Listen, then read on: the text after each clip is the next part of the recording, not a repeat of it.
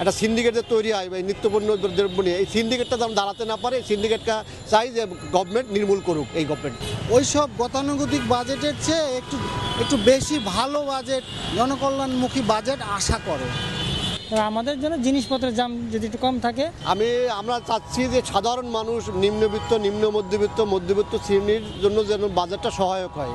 তাদের নিত্য প্রয়োজনীয় দ্রব্য যেটা দরকার আমাদের একান্তই, সেই সব পণ্যের উপর যেন কোনো ভ্যাট আরোপ করা না হয়, আর যদিও আরোপ করা হয় যেটা সহনীয় থাকে, তাহলে কোনো দাম না বাড়ে। আর বিশেষ করে বাজেটকে ঘিরে একটা সিন্ডিকেট যে তৈরি হয় বা নিত্যপণ্য দ্রব্য নিয়ে, এই সিন্ডিকেটটা যেন দাঁড়াতে না পারে, সিন্ডিকেটটা চাই যে গভর্নমেন্ট নির্মূল করুক এই গভর্নমেন্ট, এই বিপ্লবী গভর্নমেন্টকে চাই। গত বছর কেন, বিগত 15 বছর যে বাজেট হয়েছে এটা তো জনগণের উপর নির্ভর করে বাজেট হয়নি, এটা হয়েছে এই লুটেরাদের লুটপাট করার সহায়ক হিসেবে বাজেট তৈরি হয়েছিল গত 15 বছর ধরে। ওটা জনগণের ভাগ্য উন্নয়নের দিকে তাকিয়ে বাজেট করা হয়নি। এবার আমরা মনে করছি যে হ্যাঁ, সাধারণ মানুষের দিকে খেয়াল রেখে বাজেট করবে। এখন এই গভর্নমেন্টকে আমরা প্রথম শুরুতে যতটা ভাবছিলাম জনগণের দিকে তাকাবে, এখন এই গভর্নমেন্টকে আমরা দেখতে আছি এরা এদেরও ক্ষমতার লোভ হয়তো পেয়ে বসছে, সিমটমে কিছুটা বোঝা যায়।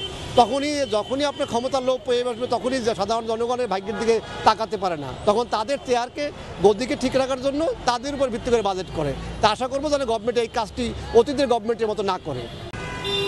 আমি চাচ্ছি যে জনকল্যাণমুখী গতানুগতিক যে ধারা বাজেটের, সেই ধারার ব্যতিক্রম কিছু চাচ্ছি, এবং যেটা জনকল্যাণমুখী হয় এবং মানুষের উপকার হয়। আসলে মানুষ যে কষ্টে আছে সেই কষ্টের লাঘব হয় কিছুটা হলেও, এরকম একটা বাজেট আমি চাচ্ছি।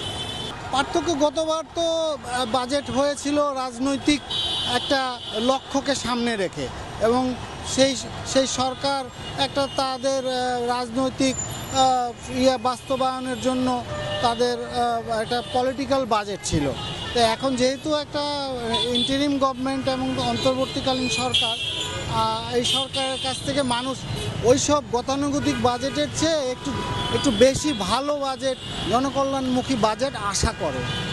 ভাই, বাজেট সম্বন্ধে তো অত ধারণা নাই, তো যতটুকু বুঝি যে বর্তমান প্রেক্ষাপটে ব্যবসায়ীরা অনেক ক্ষতিগ্রস্ত, ব্যবসায়ীদের অনেক কষ্টে আছে।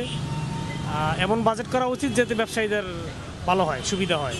তো যতটুকু শুনতে পারতেছি ব্যবসায়ীদের মনে হয় সুবিধা হবে না এই বাজেটে, ব্যবসায়ীদের সুবিধা হবে না মনে হয় না, যেটা আমার মনে হইতেছে, যেটা শুনতেছি। তবে সরকার এমন ঘোষণা করা উচিত, এমন বাজেট করা উচিত যেটা ব্যবসায়ীদের ভালো হয়, সুবিধা হয়। ব্যবসায়ীরা আজকে করোনার থেকে এ পর্যন্ত ব্যবসায়ীরা কোনো সুবিধা অবস্থানে নেই, ভালো অবস্থানে নেই। বাংলাদেশে ব্যবসায়ীদের কোনো মূল্যায়নই নেই, বাংলাদেশে ব্যবসায়ীদের কোনো মূল্যায়ন নেই। এক কথায় বললাম আপনাকে, কোথাও নেই। আসলে বাজেট তো আর আমরা এটা বুঝি না, তবে আমাদের জন্য জিনিসপত্রের দাম যদি নাগালের মধ্যে থাকে, ওইখানে যায় আমরা আর কি একটু সাফার করতে পারি। কিন্তু বাজেটে ব্যাপারটা আমাদের বোঝা নাই, যারা এটা ভালো, যারা জ্ঞানী গুণী তারা বুঝতে পারবে। তবে আমাদের জন্য জিনিসপত্রের দাম যদি একটু কম থাকে, তাইলে আমাদের জন্য আর কি এটা সহজ হয়। তখন যে আমরা বুঝতে পারি যে বাজেট ভালো হয়েছে না খারাপ হয়েছে। জিনিসপত্রের দাম যদি বেশি থাকে, তখন যে তো আর আমরা এটা বুঝতে পারি না। তবে আমরা চাই যাতে আমাদের জন্য গরিবরা যাতে চলাফেরা খাইতে পারে। সারা জীবন তো দেখছি বড় লোকদের বাজেট, আমরা চাই গরিবের বাজেট চাই, এই আর কি। আমাদের পরিবর্তন তো আমরা স্বাধীনের পর থেকে হয় নাই, তবে এখন একটু ভালো আছি। আল্লাহ জানে কি হয়, সামনে কি হয়, এটা পরে বোঝা যাবে।